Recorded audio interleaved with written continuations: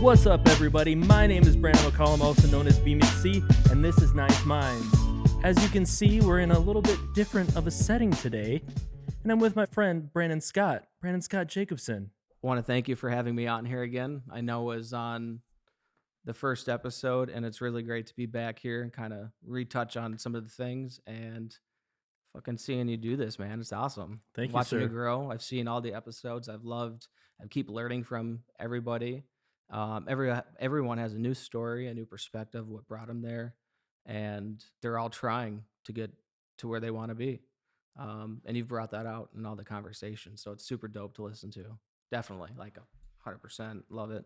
Hell yeah, dude. I was having a conversation with my buddy Oracle Uno on the episode.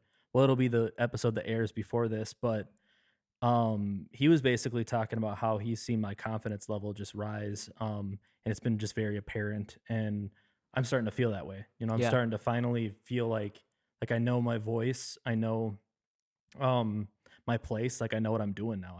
I have no, like, I don't have that fear that I had back in December when I was first starting. I'm like, oh, are people gonna like this? Like, are people gonna like what You're I'm getting great feedback, man. Yeah. People are loving it. Even in the podcast, they say who they listen to and how they were excited, and they were listening to it because they were excited to get onto the podcast and have something to relate to and see what you're about. And everybody's super supportive of you doing this. And I can definitely see your confidence rising, your ability to pull out the questions and keep it on track with like, oh, we're musicians, we like to go over and talk about whatever creative ideas and go on a tangent, and you're really good at bringing right back to the subject, like, oh, by the way, I still want to ask you, what are you doing this year for music, or what would you give for a young male or female trying to get into the music industry at this level?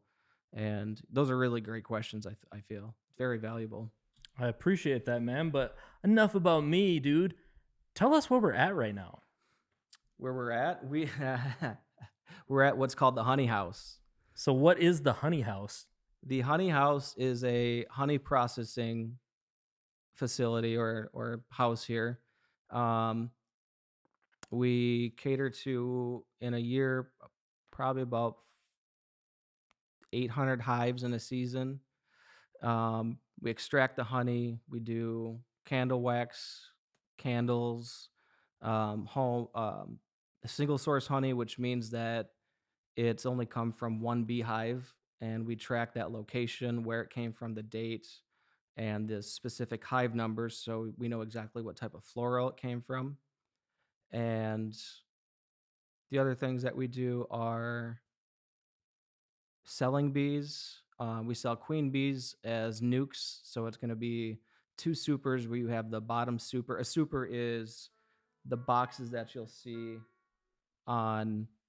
So if you see a beehive out in the field, you'll see a box, 2, 3, 4 boxes stacked up. Those are all supers. The bottom one is where the queen will be, and then the supers above are where the worker bees and the brood will be, to continuously provide for the hive. Go out, pollinate, bring the pollen back, create honey, and for the new ones. And it's a beautiful cycle. I'm still excited to learn. Since I've been here, I started in January. I haven't had any hands-on experience with the bees because they won't be back until about May 10th. Yep. Because they're in Texas right now. We also offer wintering services. So if you do have beehives, we will load them up for you, and we'll send them to Texas, take care of them. And if anything unfortunate happens, we will replace that beehive for you. That's dope. So Ames Farm they produce honey. You're sold in different stores like around the Twin Cities, national too. Not so much national. There are a few places. I think there's a small shop in New Jersey that he's a friend with that has some of our products. In the Is it the Metawatkin Sioux area where the Mystic Lake Casino is? I think so, something like that. Yeah, we offer to them. We're in a lot of the co-ops in the cities like Trader Joe's, Franklin, East Side and West Side. We are in Whole Foods, Lunds and Byerly's, and a lot of different local shops that like to support us, like here in Watertown or Delano. That's what's up, man. And the story of how you got this job is epic too. Yeah. So kind of explain, because so I remember you were thinking about like, oh, I want to get into the honey business. And at first I was like, what the fuck are you talking about? Like what? You're like, yeah, bro, I want to get into like, working with bees and honey and all that stuff. And I'm just like, all right, man, good Yeah. luck. You're And right. then but That's then cool. That's cool. yeah, Yeah. but Yeah. then like you're like, bro, like I literally so how did you emailed like a bunch of places, right? So to get to where that brought me to back up a little bit, once COVID hit, I stopped performing in bars with Just Merlin. I love those guys. Our new album is going to be out on May 15th. Our second album. Super stoked that it's going to come out. Did you play on that? Yep, I Oh, did. I nice. did all the bass on that Sweet. on the first album and the second album. And at that time, I decided in 2019 that I just wanted to leave performing for a little bit and focus on my mental health, my drug addictions, my alcohol abuse, and spending more quality time with my children. It was a very good ties. I am great friends with all the people. I stay in contact, and everybody understood. I did that. I think was May of 2019. Um, yeah, so we recorded our album in 2018. Yep.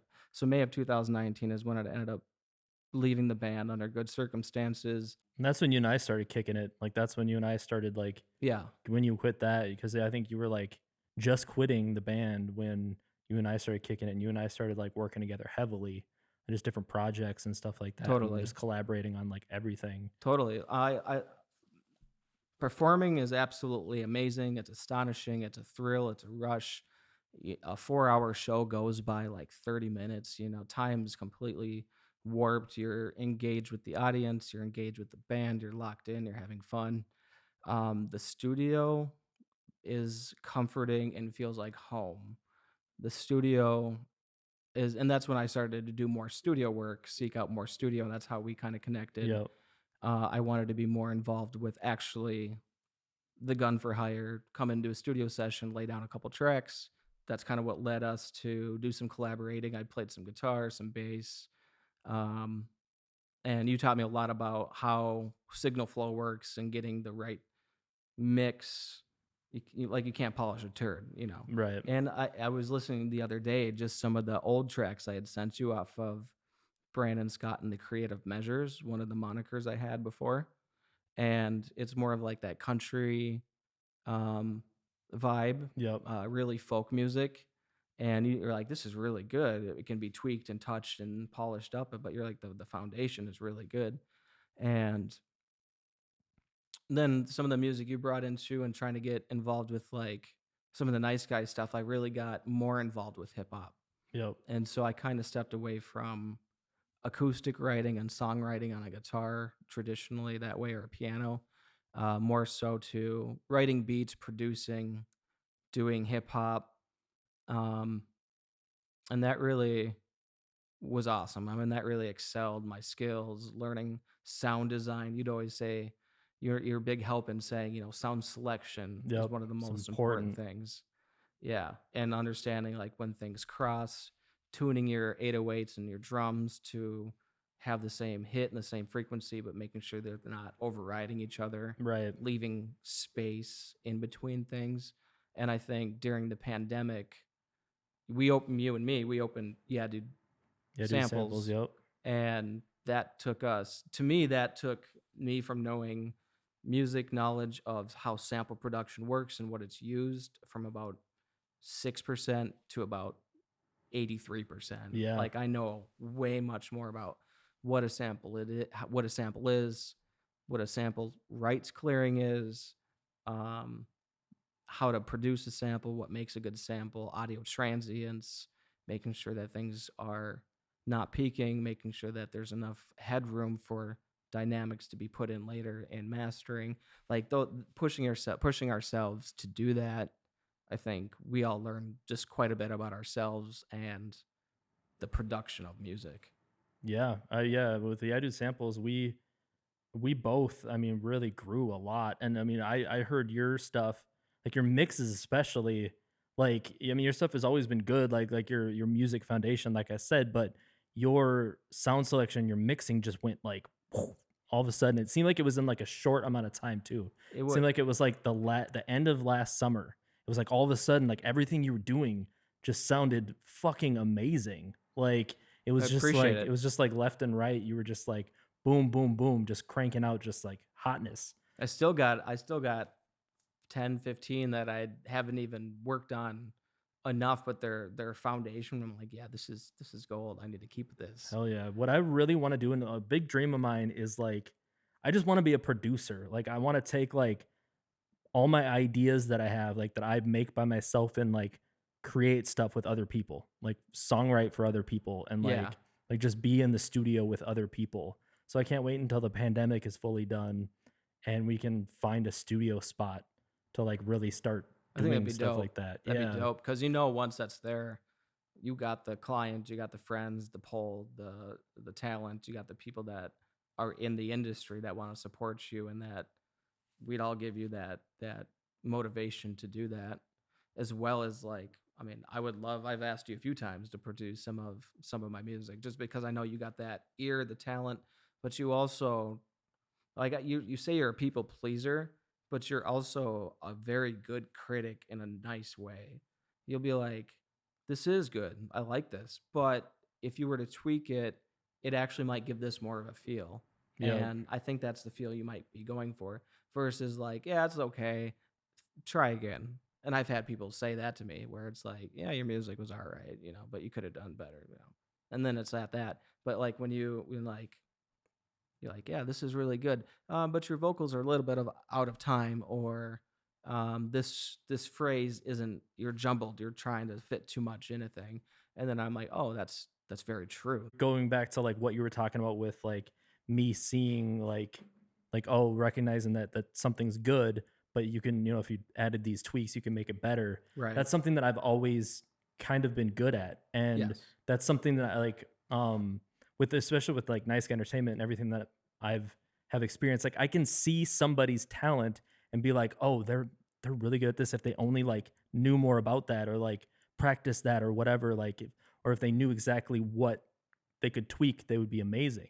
And so, um, with that, I feel like with you, I saw your natural gift of like you can you're amazing at bass, you're amazing at guitar, and they're all really really catchy, and you can just come up with it It like that. comes very Just natural. comes Yeah. very natural and very quick. And I was like, damn, like because I know if we get you in the studio with some pop heads and like, or like I'm there all you and day. I start making pop music, like we're gonna fucking like go to the fucking I'm moon. with the pop music.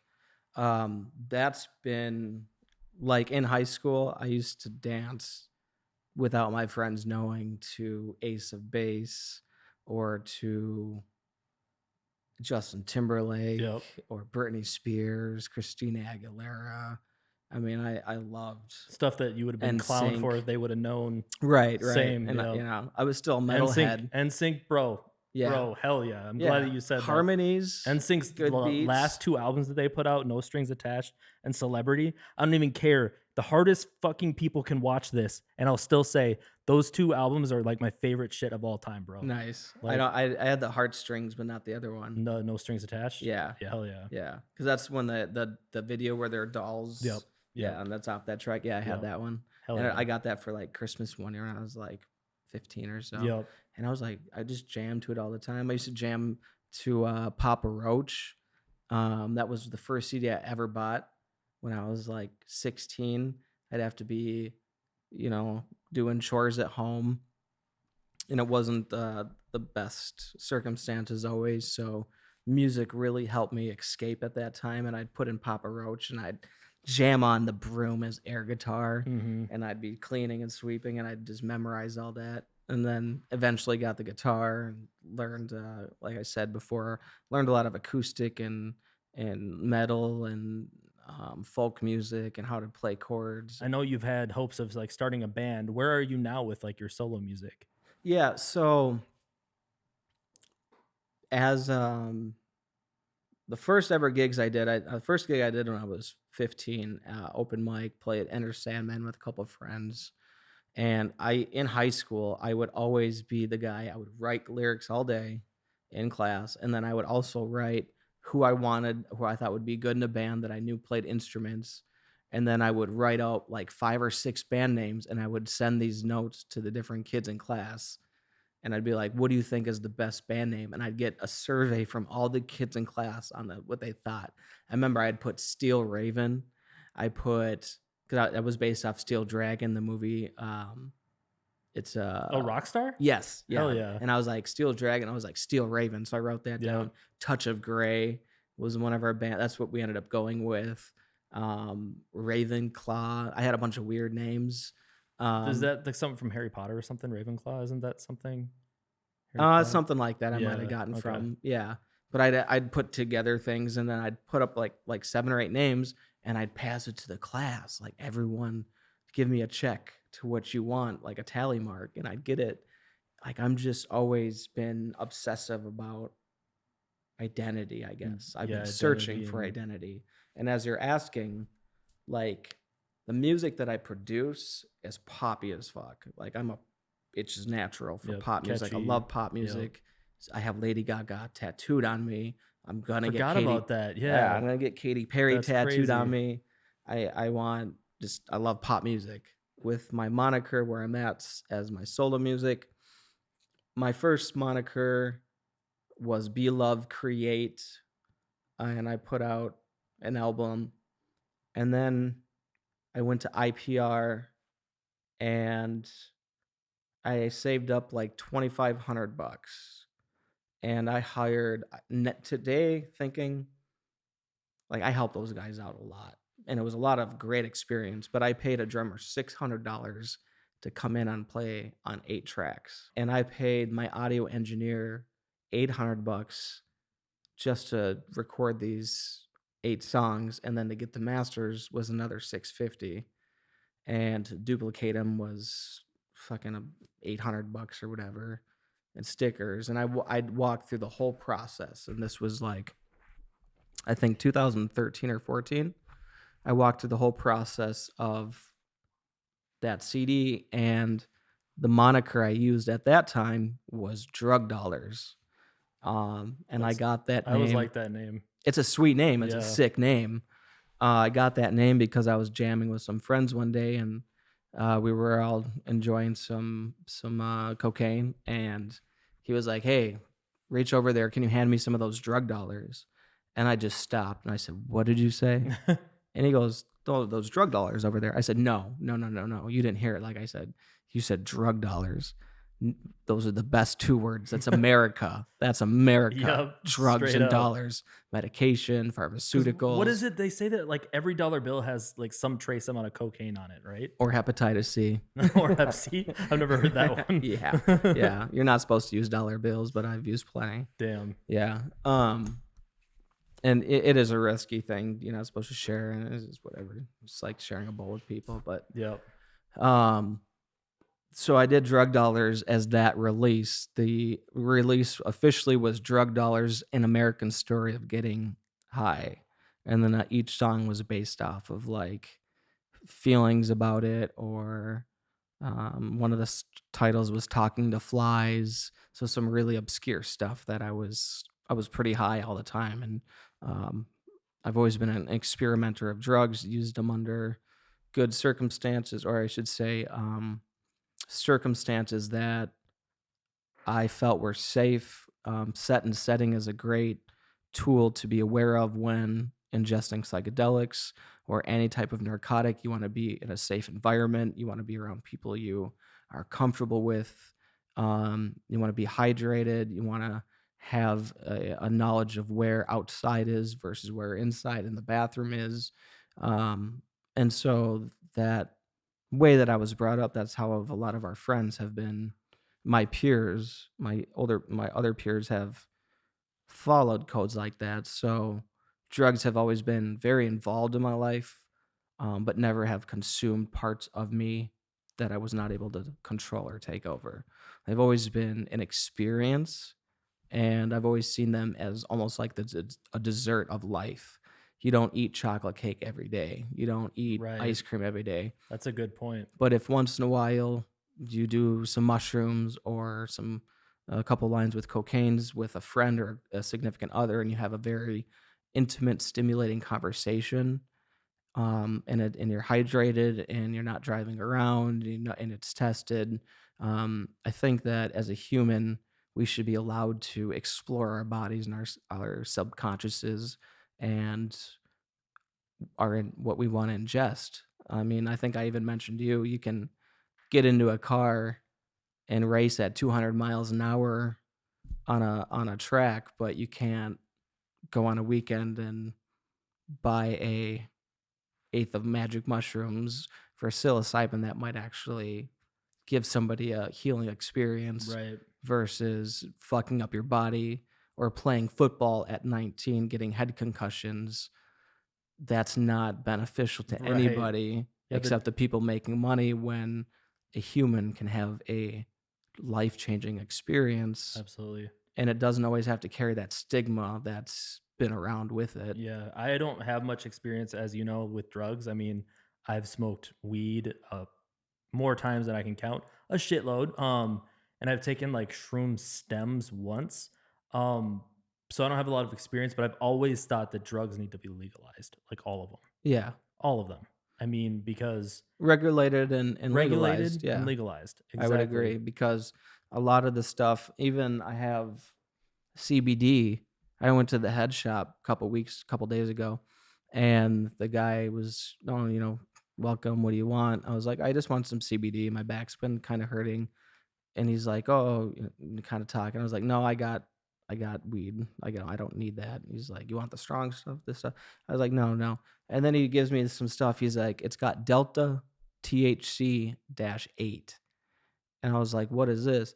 It's synthesized legal THC that is a byproduct that they concentrate and then they use they circumvent around the laws. Well, this delta H THC, if you read it, it says do not take one or more than one. It's extremely potent, extremely high. I have such a high tolerance, it didn't affect me or whatever. Um, but my mom's been big into CBD the last couple months because it's actually helped her with inflammation. She's got fibromyalgia, and so she's in a lot of pain all the time. And she heard about CBD, and it's helped her significantly. And she's never done drugs. She's never been a big drinker. Um, I think smoked once or twice, and never been a very big advocate. Oh wow. But lately, she's been understanding that the roots where we come from are a little bit more important than the concentrated pharmaceuticals that they've been giving to us to not even help. It's just prolonging ailments. Yeah, It's not really subsiding.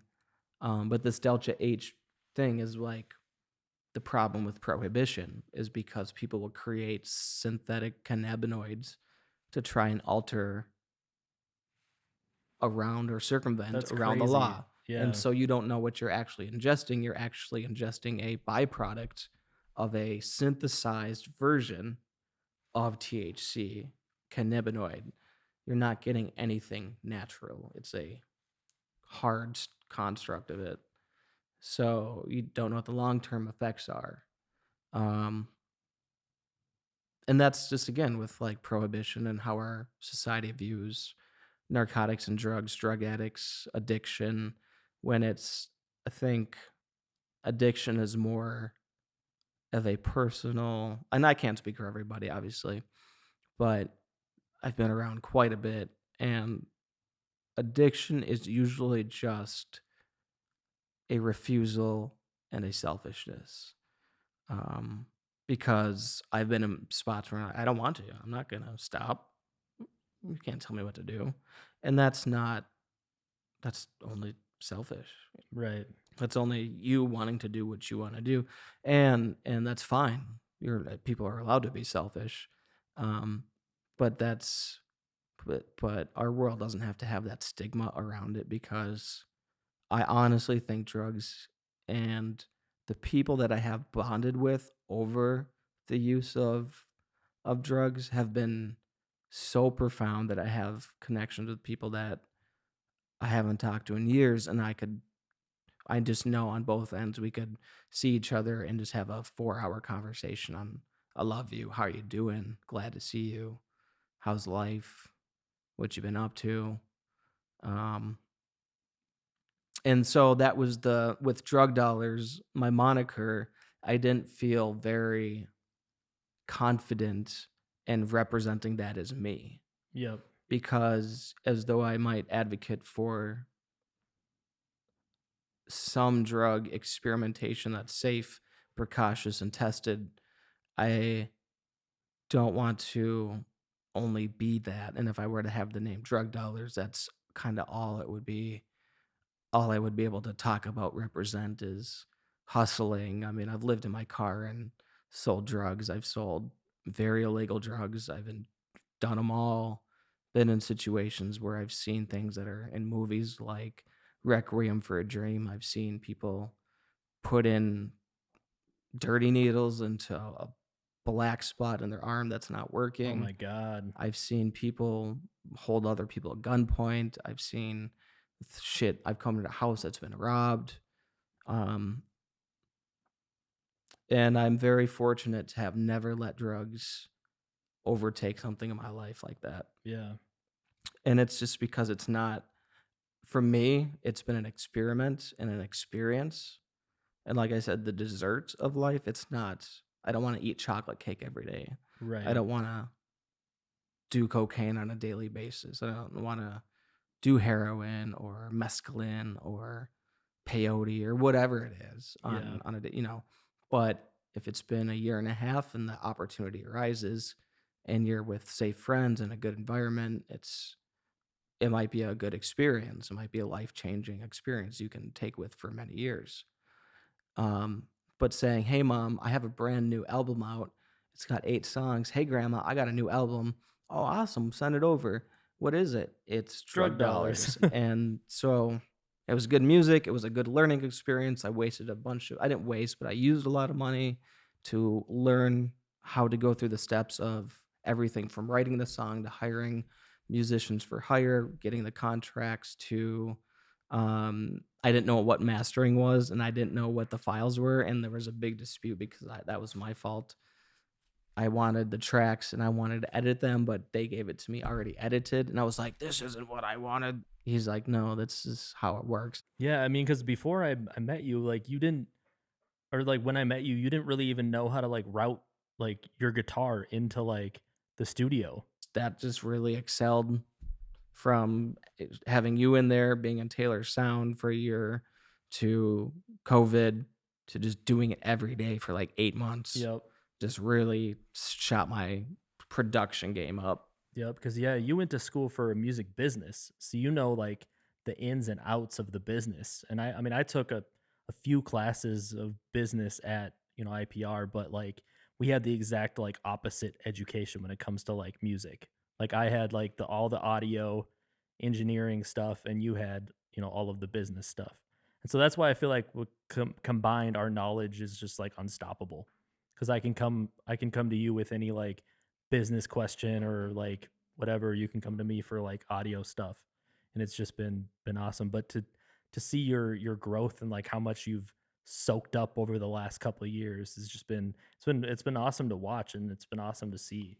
I appreciate that, and a lot of my friends recognize that, and it makes me feel very good that I am showing worth for what I'm doing.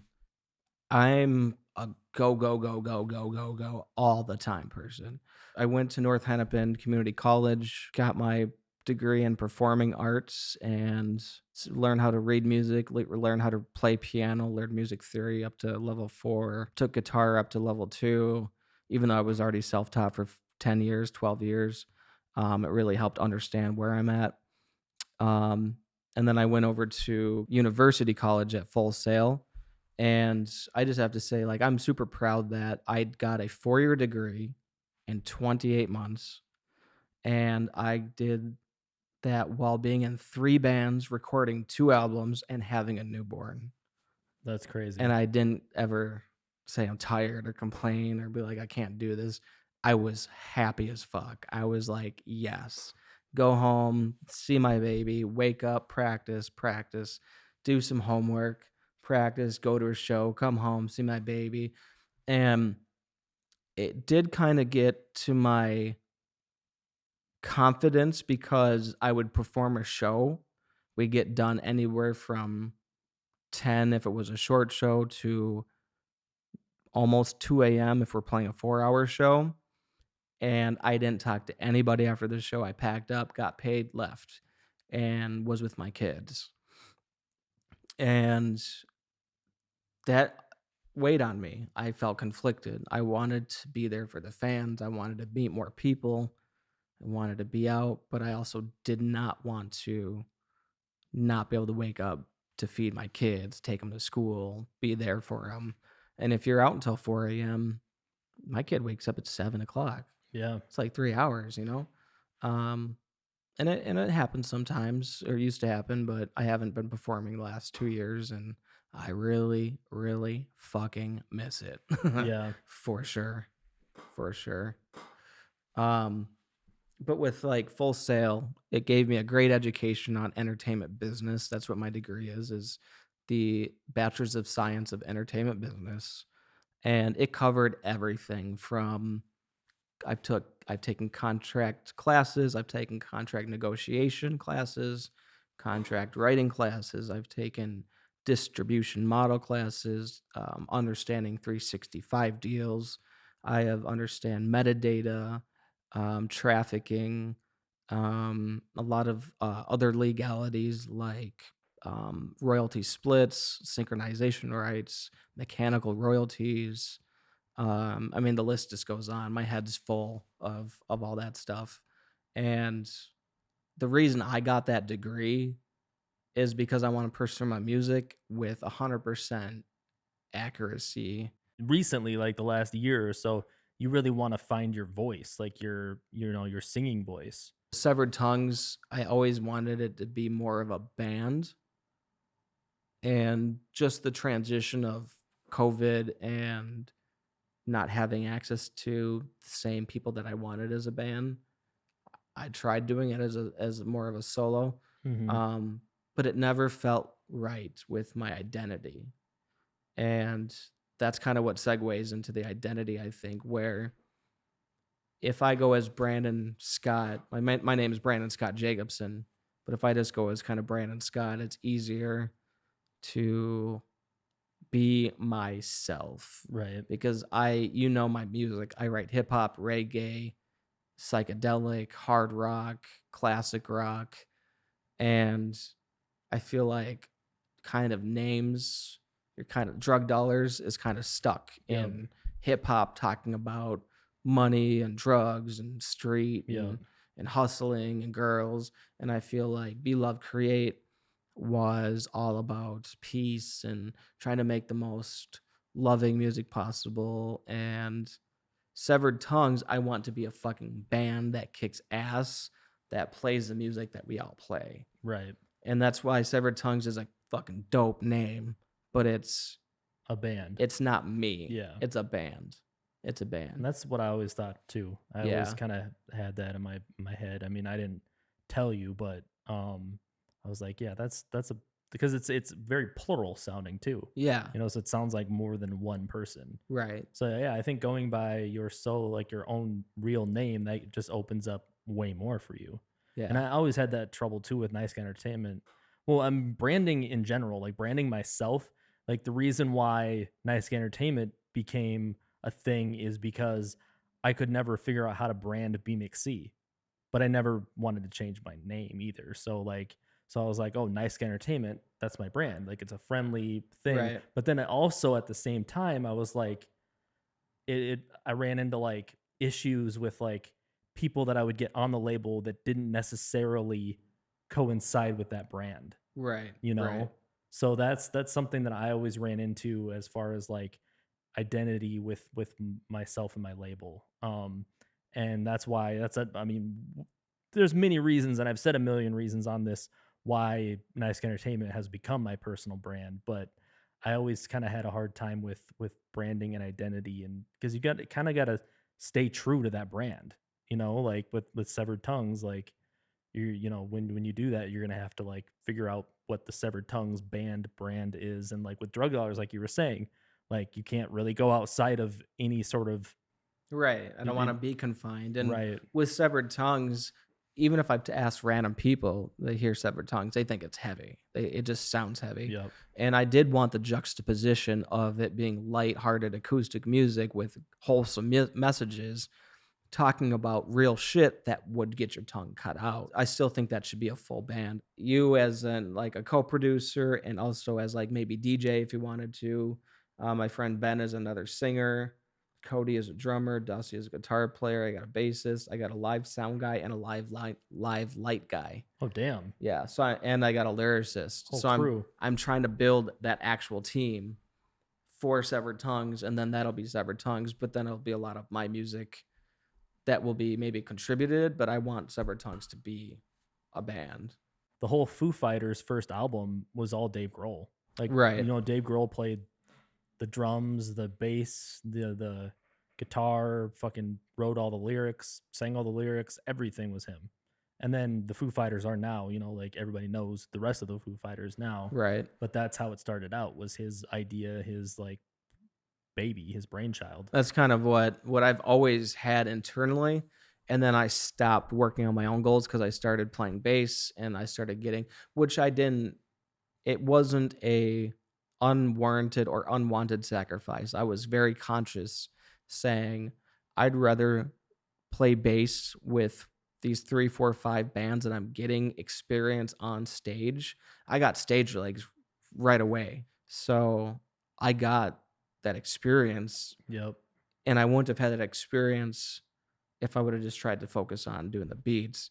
But since I've had that experience and I've translated it to stage, I feel like when I'm writing now, I actually write for a fun band to perform. I feel like what I write is fun to perform for other people. Like Yep. my music, the way that the drums bounce, the way that the bass will hit. I feel like if there's a full band that was to do some of that, it would be like fun for everybody to do. Yeah, you got to have that like exciting live element in there too.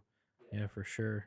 But what brought me to Brandon Scott is that's like my name and that's who I am. And when I would play on shows and they call out the people that are performing, they'd say Brandon Scott.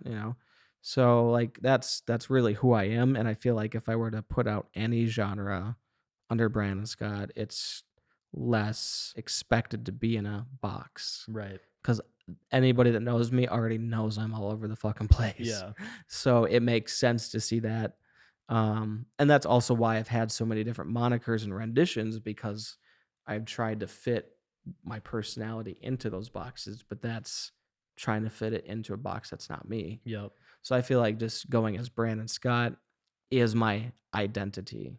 Yeah, I think as musicians too, we get so like we're in our head already, Yeah. so like we get so like in our head about all this stuff when it doesn't really need to be as complicated as we make it out to be. Really, and I was talking to my buddy Oracle about this on the previous episode before this.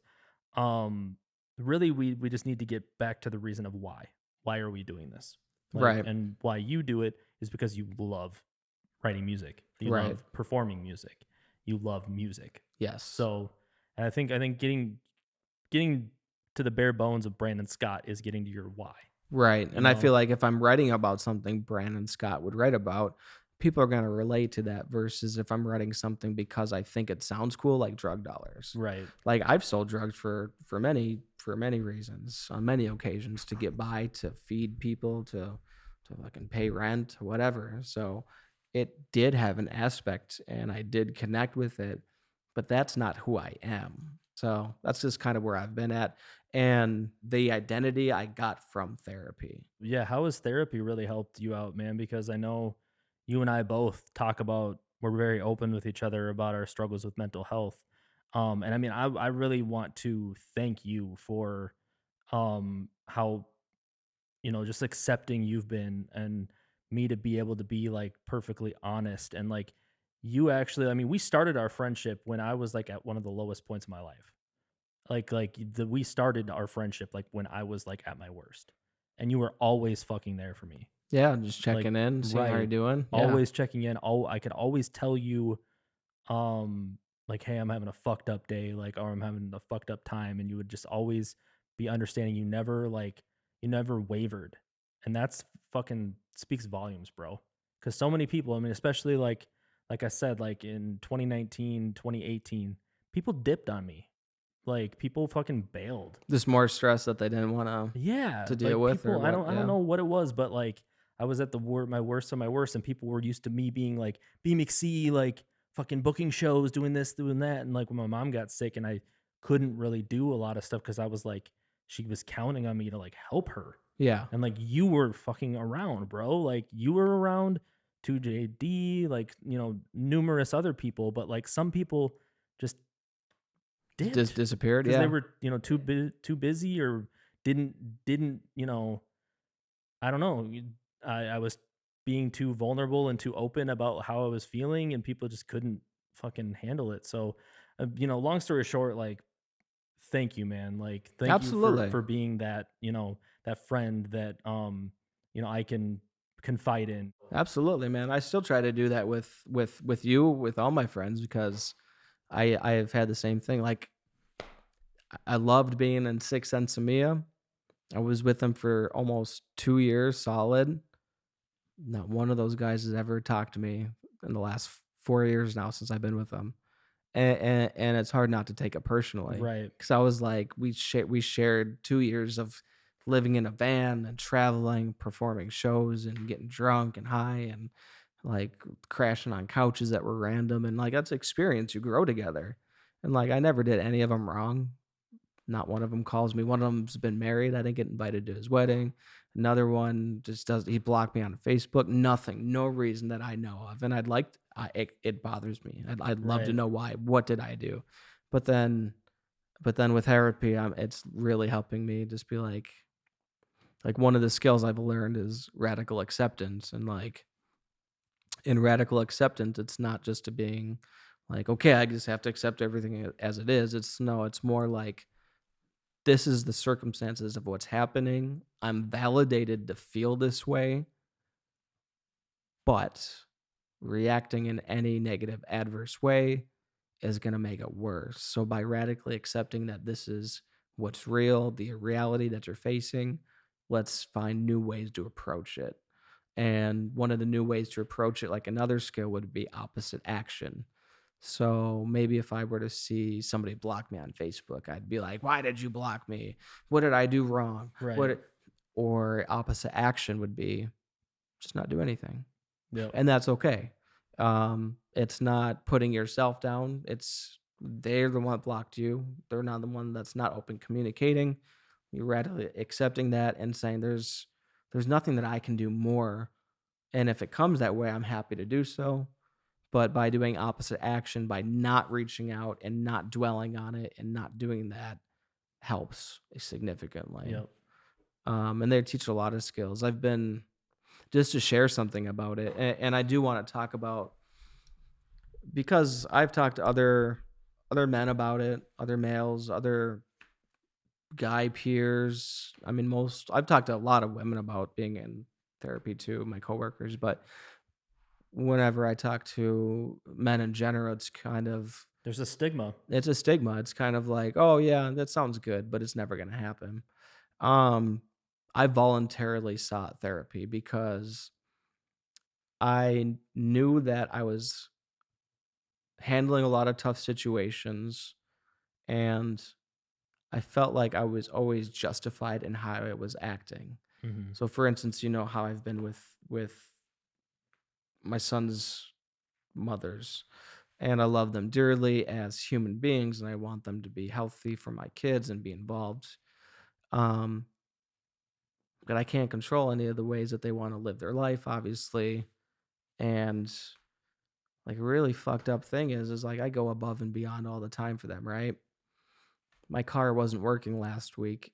Neither one wanted to drop their kid off to see dad because they would probably rather take it out on me and I was an inconvenience for them because I was didn't have a car. I have never once missed a time to pick them up, never, and that sucks. That hurts. That really fucking hurts. It's stupid. Makes me feel unappreciated. It makes me feel like they just because they didn't get what they want means that they're taking it out on my kids. My kids deserve to have time with their dad. And just because my car's in the shop and I gave them 5 days notice that my car was in the shop and my weekend was coming up, one of them tried to make me rent a car. I was like, I'm not going to rent a car plus go pay for this. And Right. she's like, I'm not driving 40 minutes out of my way. I cannot control. All I can do is radically accept that that's who they are. Yep. And checking the facts. The facts are I don't have a car. I don't have extra money to rent a car to drive because I'm going to have to pay $600 to fix this one. Just paid rent. They have a car. They're not willing to drive, even though I've asked them. So I check the facts, and the facts fit how I'm feeling. I'm feeling unappreciated, upset, used, and I feel very upset for my kids because they deserve time with their dad, especially since their dad wants to be there. Um, and things like that. Normally in therapy, normally if this that happened only 2 weeks ago, last weekend. Normally, if I wouldn't have had these skills in therapy, normally I've been like, "The fuck's your problem? Why won't you come here? You drive here all the like, it's 40 minutes away. Fucking drive. Be an adult." And I'd handle it very aggressively. I wouldn't scream, but I'd be very, very direct. Like, "This is stupid, and you're acting like a kid. Get off your ass and drive." And that doesn't help. Right. It doesn't Doesn't help. help anything. It makes it in the moment makes me feel better because I'm being heard in a way.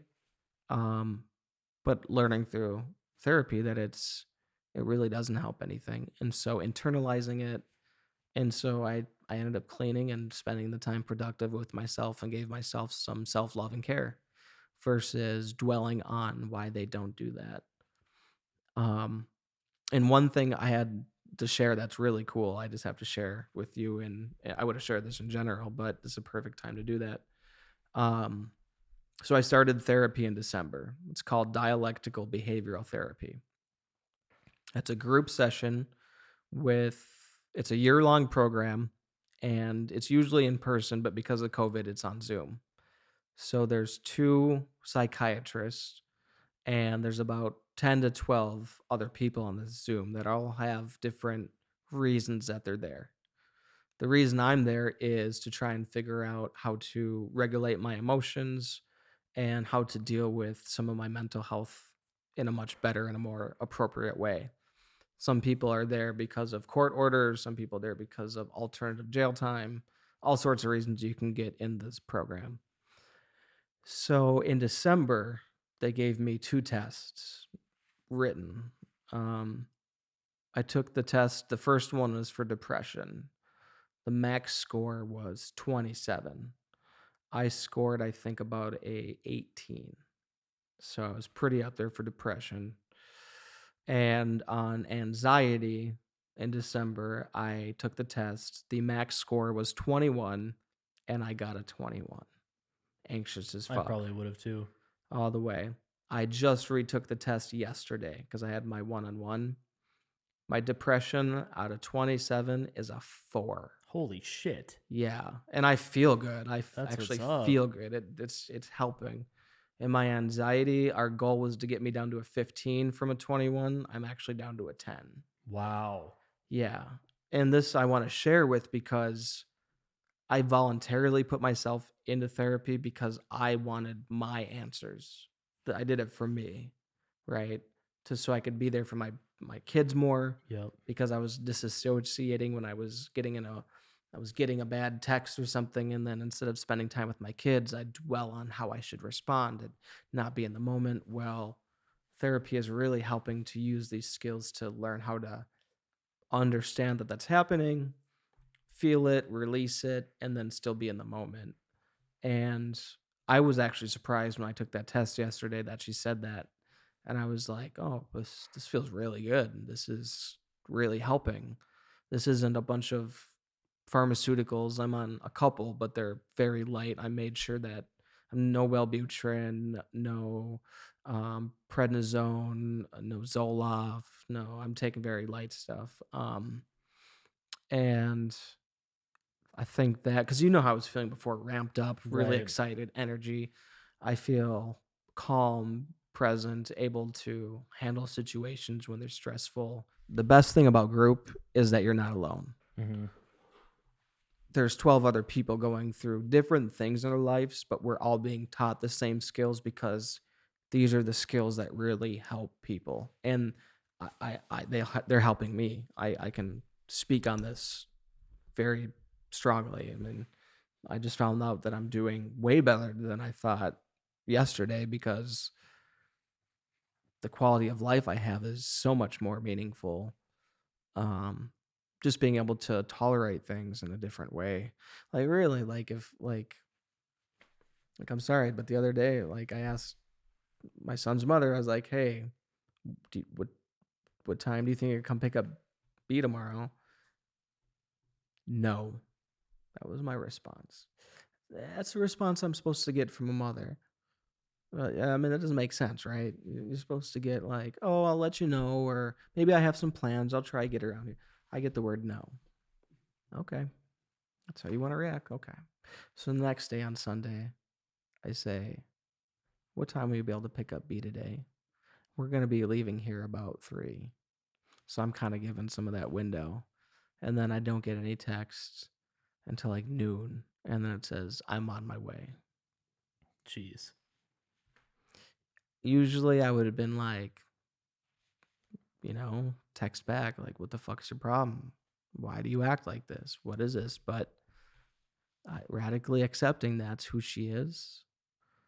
And I have to do the best I can in understanding that and communicating the most effective ways Right. because the ways that I used to communicate have not been effective. And in the DBT, I have been learning effective ways to work through these things. And it, like I said, male stigma is around it, but Yep. there's no need to be because I feel better. I Right. feel safe. I don't feel judged. I talk to my doctors about my drug use, about my pot use. I talk to them about my PTSD, my family history, and I feel like I have a great relationship with somebody. Another thing, they asked what they think is helping the most yesterday, and I told them that I think what's helping the most is having someone to talk to on a weekly basis that isn't there to judge you and is probably more versed in the things that they're able to tell you than you'd be able to find on your own on Wikipedia Right. or Google. You might be like, "Oh, I'm depressed. Let's type this." But through that, she's able to say, "You're doing a great job on this. Now that we've conquered this, let's start to work on this because it's going to help this." And having somebody break that down to you, you're not Yep. going to get on YouTube and you're not going to get on, it's a personal connection. Right. They know you, and that helps. And I told her that having somebody that listens to me on the same level, because if you're trying to talk to a significant other, like, or a past significant other that you already have animosity Right. or you're always trying to one up each other, you're never going to get anywhere, but you still need to get to those same issues. Yep. So talking to this counselor, Laura Steischer, she's been amazing, and really listens and then really says, "You know what? I don't hear you giving yourself enough credit. You have two baby mamas that are very challenging to work with. You ended up getting your own place. You have a job. You're doing what you've wanted to do. How they react is their problem, their fault. Yep. And yes, it's hard for you to react always positive to them, but she'll give me suggestions. I'll tell her what I want to say, and she'll say, well, maybe you should word it like this. And so an example would be I would say, "Hey, Rachel, will you come pick up B today?" She'd say, "No." that just opens up dialogue for argument, right? Why Right. not? Why can't you do it? It's just an argument. So Laura's like, so you're giving her the option to say no. You should maybe let's start saying, what time will you be here to pick them up? So it's really simple things that Yep. because you're locked in frustrated and trying to get your point across, having somebody else that's not so emotional about it can give you some logic about it. Yep. And that has, I think, helped me the most is having somebody to talk to. And then DBT knowing that there's 12 other people, 20 other people going through the same things and needing the same skills. They're not going through the same circumstances and Right. same tribulations, but these same skills are effective to help these people. And it's a year-long program, and like, yeah, yesterday, no, today, two people graduated today, and then a month ago, two people graduated. So they always like rotate new people in. Mm-hmm. So you're always getting a good mix of new people's lives, where they're coming from, and you hear all they don't share triggering stuff. They won't be like, hey, I'm having trouble not using narcotics today, but they'll say, having a hard time engaging in a target behavior. I need some support to not engage in that. And so we'll talk about target behaviors versus cutting or suicidal tendencies or drug use. They're named as target behaviors. So it doesn't trigger. So it's a very safe environment. Yeah, I mean, I've noticed quite a difference, man. I mean, just in the last, like, since the new year. I mean, since you got this new job, since you started the therapy. I mean, it's like night and day, bro. Like your whole. I mean, I haven't seen you in person until now. I mean, you're literally like the first friend I've seen in months, besides my girlfriend. But like your whole aura is changed and different, and the way that you just communicate in general seems just a lot more just like you're just happy, Yeah, I you feel know? that way. I Yeah. haven't felt that way in a long time, and I appreciate you having you in my life. You've been there. I appreciate having Carrie in there. She's been wonderful. My family, I have a better relationship with my family the last 2 years than I ever have my whole life. Yep. Um, and it all comes to a lot of like just wanting to take care of my being Hmm. because it takes a lot of. I've heard on other podcasts that you've talked with Nice Minds that always trying to please people is draining. Always Yep. trying to do something and put yourself on the back burner Yep. is super draining. Yeah, like I said, man, I mean, you've really stepped up what you're doing, man, and we both have that in common where we've struggled with mental health and anxiety and depression and all that stuff. And something I tried last year that I'm going to try again this year, because May is mental health month. Oh, nice. Cool. This episode will be going live on April 30th, so the day before May 1st. Okay, cool. So starting May 1st, I want to try what I'm going to be calling the Get Nice Challenge. And I started that last year, Mhm. where essentially the idea is they say that it takes 3 weeks to form a new habit. Um, and I'm going to try until the new year. But if I feel like I it's going well and I want to keep going, I might go until next May 1st.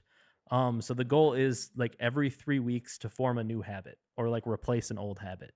So last year I tried this and it felt like it was working, but I wanted to get off of social media for like 3 weeks. Just to like clear my head and like, social media can be draining. It can be it can Totally. really fuck with my mental health and make me feel all sorts of ways. It makes me feel like I am not as good as other people, or like I'm posting the wrong thing, or like I'm not posting the right thing, or it just has me in my head all the time. I get All that. the time. So I think I'm gonna try that again. That's gonna be my first one. Starting May 1st, I'm gonna go until like May 21st. Try to like not have any social media or like check it at all. I'll still be posting these podcasts and stuff like that, and still be going through that. But and I really wanted to try to help with my productivity. Yeah. because I find myself like I'll have like a to-do list that'll be like a mile long, but I'll just be on social media like scrolling, like mindlessly fucking That's scrolling and commenting and posting or like whatever when I have like a million clients and I have like my own fucking shit that I want to work on and like all this fucking stuff. And so yeah, I think I'm gonna try the Get Nice challenge. Do you ever go through and like scroll through Facebook, you close it, you open Instagram, scroll, you close it, you Oh open yeah. Twitter, you close it, you go back to you just cycle through them, and then I'm Yep. like, what am I doing? Right. I've looked at the same 6 apps, the Yeah. same shit. Why? And then It's I'm pointless. like, Yeah. they've hijacked our brains so Yeah, bad, straight up, so man. bad. It's so unhealthy and I, I know that I have an addictive personality. I mean, cuz like when I smoked cigarettes, I would smoke like a pack a day. And like I feel like I feel like social media is like a drug. It's a really bad drug. I'm very addicted to coffee. Coffee's like, Well, it hits your dopamine yeah, every it time you hits the get a dope. text, Yep. every time you get a like, every time you get something that makes you go, I want more. Yep. That's a dopamine hit. Yeah, so I'm like overly addicted to that. So I want to do things like that. And then, some of the time it might be to like exercise or like the next one might be like to exercise for every day for 3 weeks or something or like read every day for 3 weeks just to get myself into all these new habits. Oh, so one new skill every 3 One new weeks. Oh, skill, well, okay. like one new habit every 3 weeks. There you go. So and what I'm hoping is like after the 3 weeks of no social media, maybe that will help me to check it less. Yeah. Maybe like that's the idea to like oh, I've got myself into this new habit of not checking social media. So maybe and the last time I tried it tragically was when George Floyd was murdered. Oh, damn. Yeah, that's So right. like that, like that happened. I think I had started May 15th last year, doing this, and that happened I think the 25th. So I was like 10 days into it.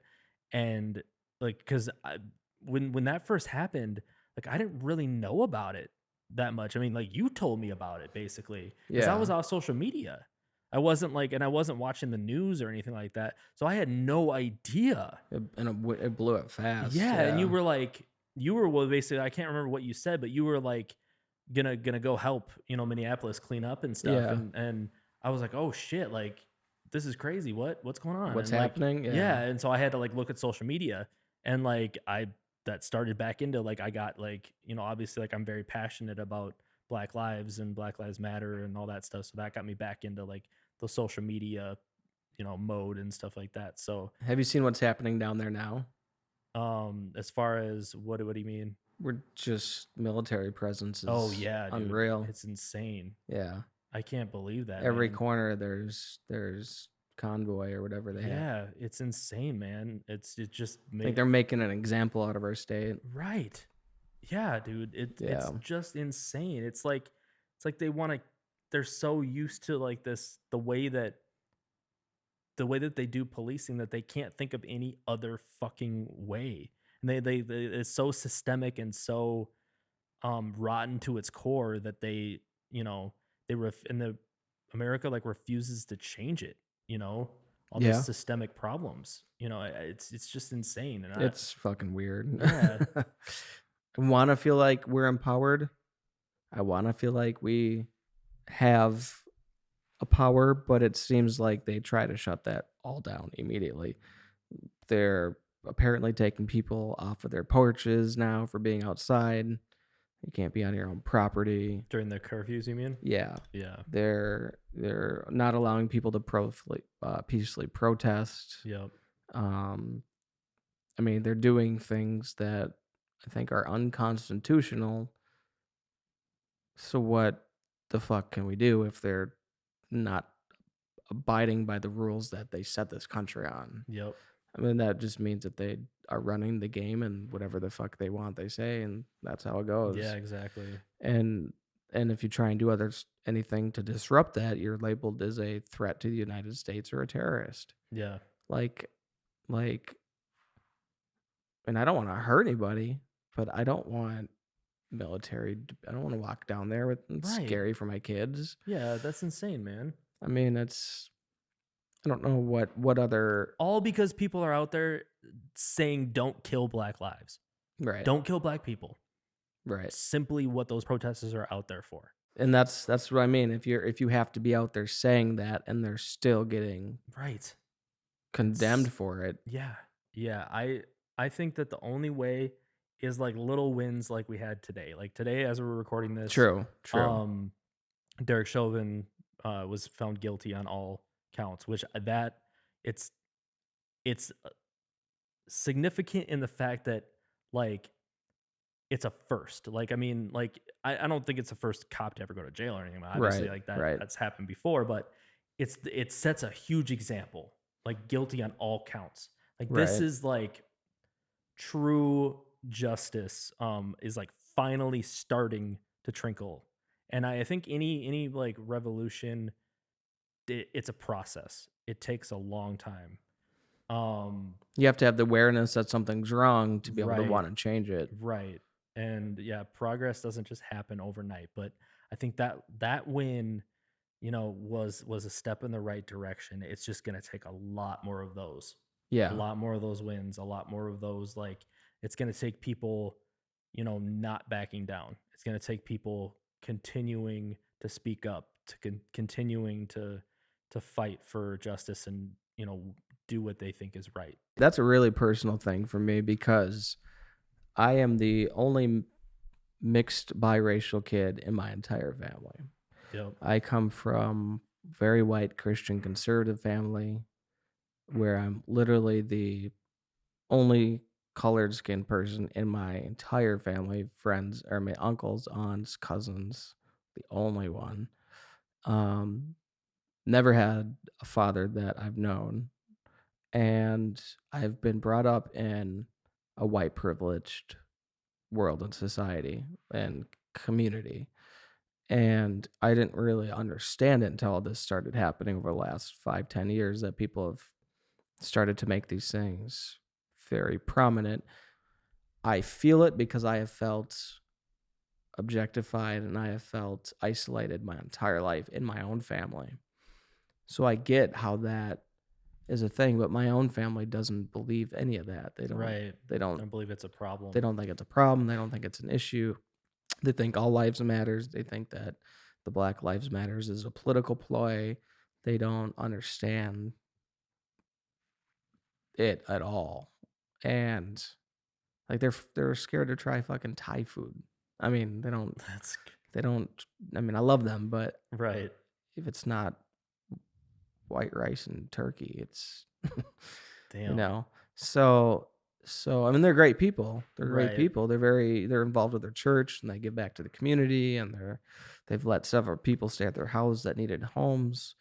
So they're very good people, but it's such a removed process and part of the world that they are from that they're scared of Muslims and they're scared of immigration laws and they're terrified that Biden's president and Kamala Harris is going to be president, and they're not very progressive.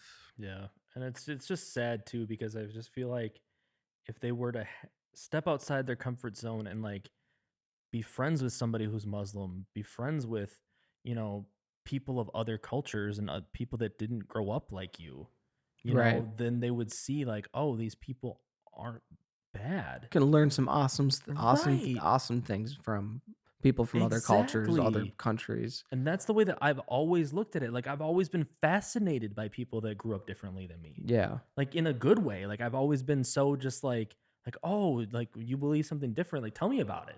Right. Like, Right.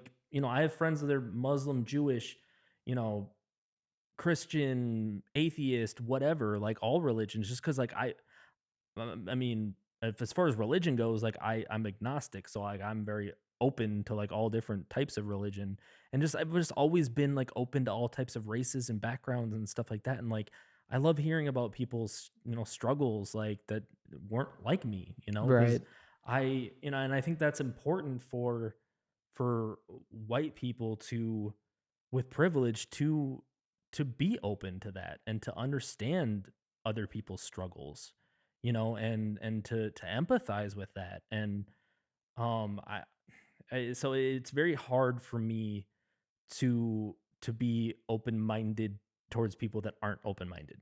Yeah, or I don't know. Are you very familiar with any of the other music scenes other than hip hop in Minnesota? I mean, not really, like, a little like, I mean Look at any other genre, eh, the bluegrass scene, country scene, and I've performed with them all.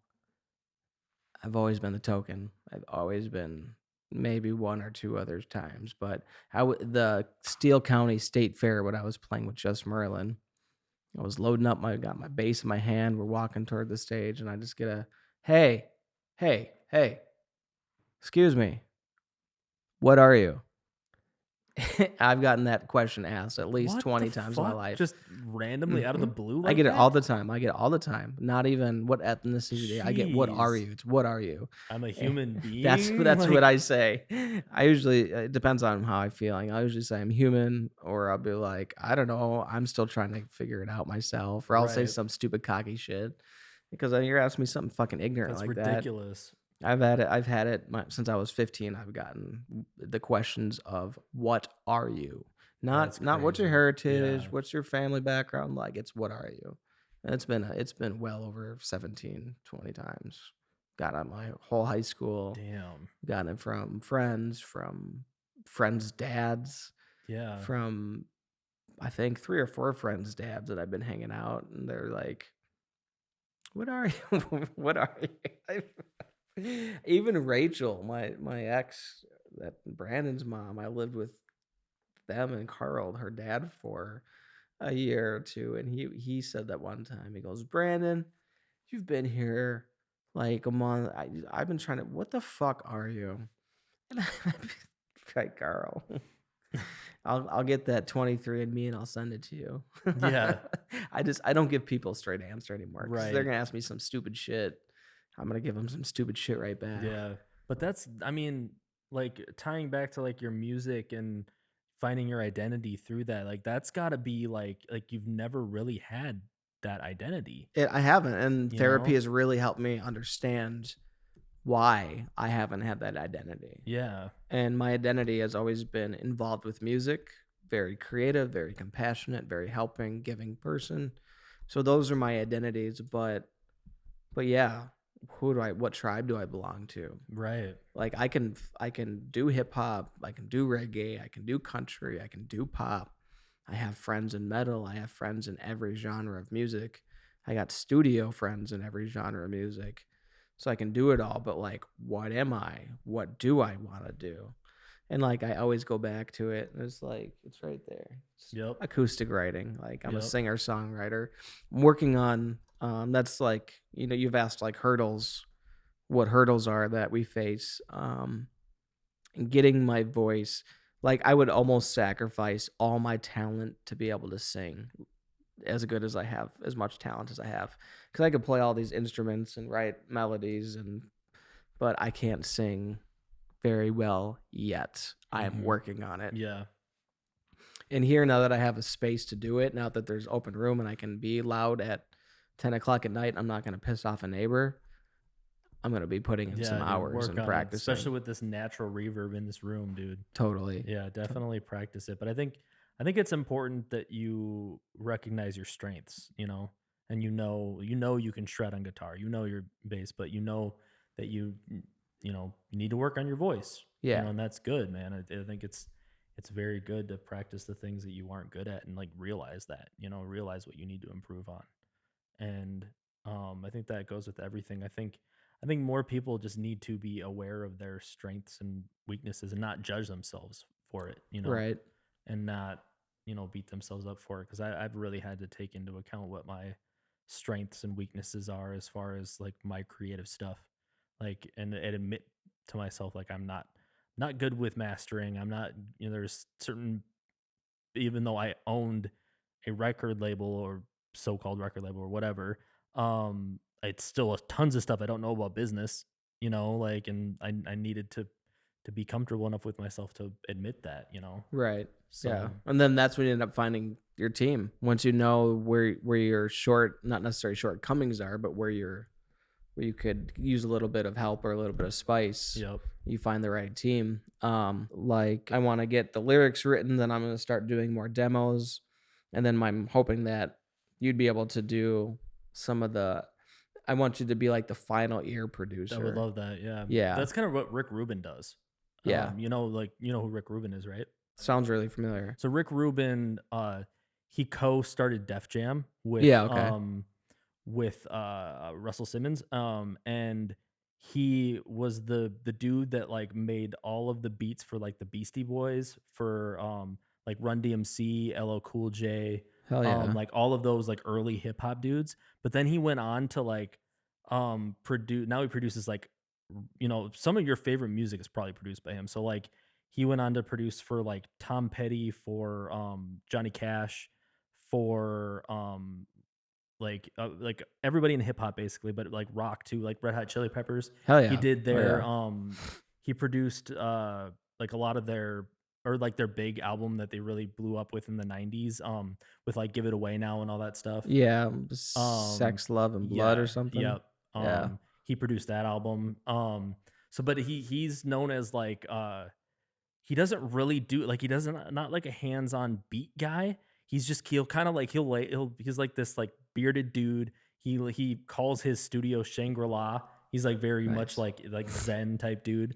But he'll go in and he'll just basically like listen to what they have, and he'll tell them to like get rid of certain things or like tweak certain things. And he's kind of like what you said you wanted me to be, like Yeah, the final yeah. ear type person, you know. Yeah, because I got this Um idea of where I'm gonna put them all together, and a lot of those songs that I showed you before, like the creative measures, when you first came to Taylor Sound, I went back and I downloaded, I was listening to them, I was like, "Oh, these are good, but I know how to touch up the sound a lot better that's now." dope. And so, now I got this set up, I wanna try and do just rough demos, get some recordings, and then send it to the team, and I wanna start getting these all worked out. Hell yeah, man. Yeah. I'm excited to be a part of that. I'm excited to see where it goes. And I think I'm gonna start simple. I'm gonna only start with like 6 songs Yeah. instead of like I got the whole 12 done for that Star-Seeded album, um, but I wanna start so there's other songs that I have that know how to sing, where to sing on, and that's where I'm gonna start. And then once I start learning how to use my voice and how to be in time a little bit better, then I'll start working on those other songs too. Sweet. I Yeah. mean, you have so much music. Have you ever thought about just like giving it to other singers to sing? I have to. I just guess I would need to find out. I just haven't reached out to anybody. Yeah. Yeah, I've thought about it, and I would definitely be into it. Um, Yeah, because I feel like you and I could just sit down one day and just like go through like, I mean, between you and I, we have like so much music, you know, yeah, and there's so many singers that I know that are like looking to work, like looking to do stuff. And if we just come up with like the paperwork and, figure out the financial stuff, or like not even worry about that, like I just know that we can make some fire ass music, I'd be down for you that. know? So, that's where I want to like go. Like, I really just want to get, like, I just want to make fucking amazing music and just create again Yeah, in the studio. Like, yeah. that The you studio's home, man. you miss the stage. Like, I miss being here, like with people, I miss like, the studio more than the stage, for yeah, like sure, I for miss sure. being in the studio with people and with like that in-person collaboration. Like, I love performing, but the studio is where the magic Yeah. happens. Like, performing is a rush, and 4 hours goes by like 20 minutes. It's Yep. a rush, it's fun, it's really engaging, but the studio is like magic Yep. because you're creating it there, you're putting on the polishing touches, you're getting your mindset in the right spots because, I mean, I've even heard of, like, people running around the studio a few times to get their energy Well, up. yeah, if you see Travis Scott, like, in any videos with him, he's always jumping around the studio and just, like, He's gotta have that being, energy yeah, because just that's his style. yep. Yeah.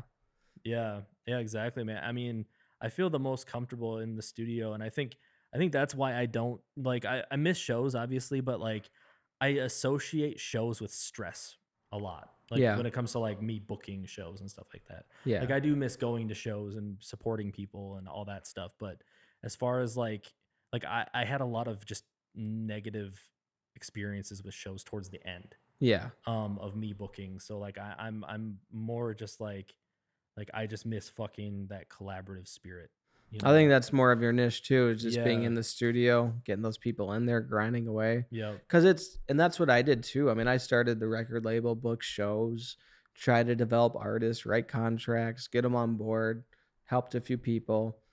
And then you're just kind of like, I mean, it's fun, but that's not my true passion. I'm passionate about the industry. I'm passionate about helping other people succeed.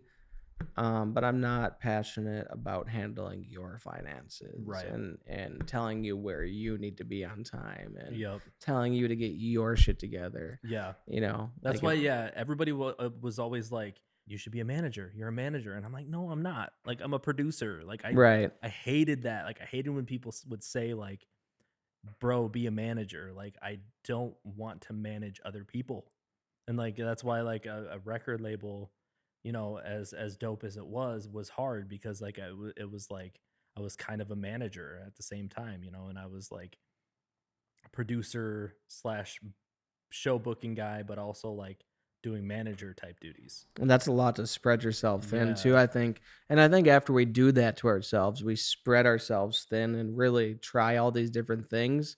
We kind of come full circle to being like, this is what feels right. Yeah. Yeah, exactly. Yeah, because I mean, I got the DJ controller, but I'm not a fucking DJ. I Right. mean, it's fun to play. It's fun to know how to use. Maybe one day I'll get to DJ a gig for $20 or some shit, but it's fun to know how to use. But I'm not trying to be a DJ. Right. I'm a singer songwriter, just Yeah. that hasn't sung yet. Right. Yeah. True. I mean, I got lyrics for days, and I got ideas for days, and I can write a new song, and I can write a new song right now with the riffs. Yep. But And I can fucking make a drum beat and make that shit pop too, yeah, like and that's one of my strengths too is like I know the right ingredients. Like I know like if you if you said, "Oh, here's a song that I have, but I don't want to sing it." I could tell you who I want to nice, sing that, like cuz nice. I have whole plethora of my network is huge now, Yeah, I'd be so totally down to go through a catalog, put like yeah. 10 songs each, Yeah, and dude. shop them around. I would love to do that. Yeah, I got And plenty in the arsenal. cuz yeah, I know nothing but fucking talent, man, and I feel like I just want to I just want to make. I just want to create. Yeah, I I just want to feel and I it. want to create with other people. I want to create with you. I want to just throw down like and just make something we're all proud of, I want to be back in the studio shredding. Yep. Fucking love. I love laying down 20 takes. Yep. Do you Like, have a bass yet? no, I don't have a bass. I I can borrow my Chris has one, my I mom's have one husband. sitting in my room that I bought for $25 years ago that I forgot about. It's an And Ibanez. I want to give it to you. I don't know what it is, and I don't even know if it's any good. I'll But fucking rock it. I bought like I told one of my buddies that I used to work at Boston Scientific with. You actually talked to him, Ken. Okay. Um, Was that they wanted to do that promo? Kent is his name. Yeah, Yeah. him and his son. Yeah. Yeah. So yeah, I bought. I think it was his son's bass for $25 from him because I said that I kind of wanted to learn it. I just never touched it. It's been sitting in my room for months Yeah. or for years. I mean. Well, you don't have to give it, Yeah. but I'll borrow it for a while, make some tunes with it. Dude, I'll give it. I bought it for $25, bro. Like, I'll give it to you. Like, I'm never gonna play it. I've bought $15 guitars from pawn shops. Oh Made yeah, them sound so I fucking bet. good. That's why I think you could fucking bring it to life, probably. I love it. I love Since you taking don't have shitty instruments and I can be like, Yeah. I can make them shred. Since you don't have a bass, like, yeah, I should just start coming over like once a month now or something, or like, Yeah, I got set up, man. We can do yeah, whatever now. because I mean, I don't think once a week would work, but like once a month, Yeah, just start getting that going, man. I'm totally for that. Hell yeah, Could start creating here, and then once we can get to a studio, we can bring it there. fuck yeah, Yeah, I'm let's about it. let's do it. Let's make some shit again. Fuck you, COVID.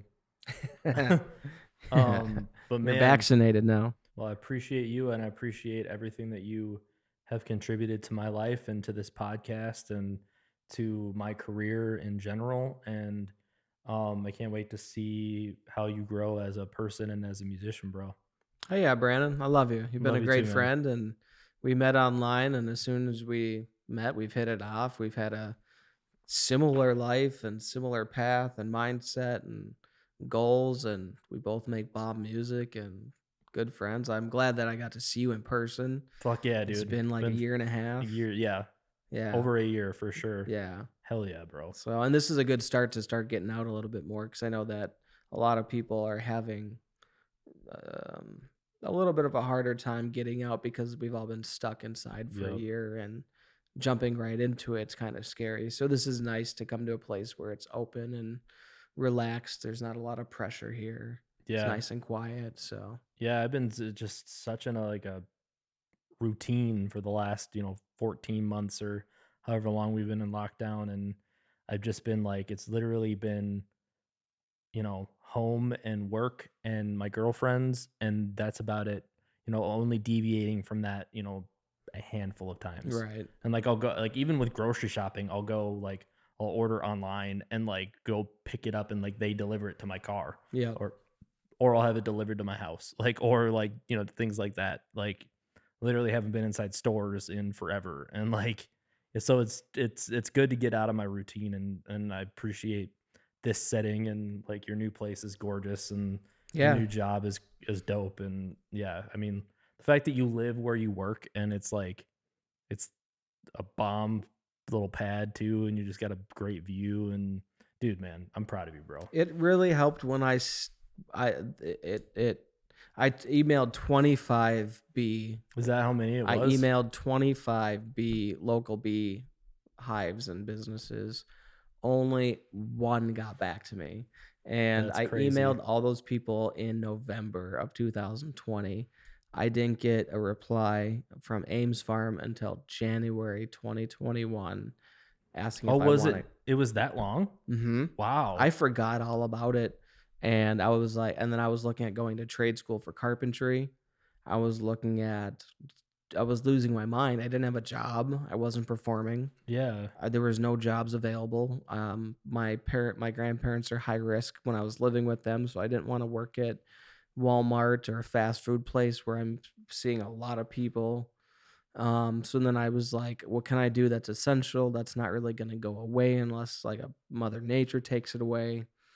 And that's when I said, oh yeah, I saw the movie Pop Star back in 2014 Oh, yeah, or whenever it came. never Never stopping or whatever? Stop. Yeah, Never Stop, Never Stopping. Have you seen it? Yeah, oh, yeah. So I own fucking it, good. yeah. So good. And it's the three band members Yep. and then they break up and the one goes to be a farmer Farmer, yeah. and you never know what he's farming. He's just like, I'm a farmer. And they're like, Yep. what the fuck? That's so weird. And that's always stuck in my head. And so when the pandemic hit, and I was like, what the fuck do I need to do? I was like, I'm not a fucking farmer. I was like, well, maybe I could do bees. Bees have a farm in the apiary. Maybe I'll go be on a bee farm for a while. So I sent a long, nice email about my career and where I'm at, what I'm doing, and why I'm searching and pursuing a career change. And then Ames Farm interviewed me and hired me pretty much on the spot. And then 3 days later, he's like, "Are you looking for a place to live by That's chance?" amazing. And I was like, "I am under the right circumstances." He brought me up here and showed me, and I was like, "Done." Yeah. I mean, like these Yeah, windows, dude. 2 bathroom, 2 bedroom, Dude, everything about it. I all new love this, appliances. I was yeah. like, done. And the Yeah. work is I get to open the door and walk downstairs to Yeah. work. Dude, It's made. hell yeah. Yeah. That's sick, man. Well, like I said, I'm proud of you, man. I love you. I appreciate it. Love you too. And it's like you're here anytime you want. We'll come over and we'll have I don't know if you like to cook or barbecue. Oh, yeah. Let's Yeah, do it. we'll do barbecue. I got Hell the yeah. fire pit out front. Hell yeah. Play some campfire songs and make some beats. Hell yeah, I'm dude. about it, man. Sounds like a plan, man. Well, I'll have you on again soon as well. Yeah, I appreciate this. Hells yeah, dude. Well, thank you. Cool.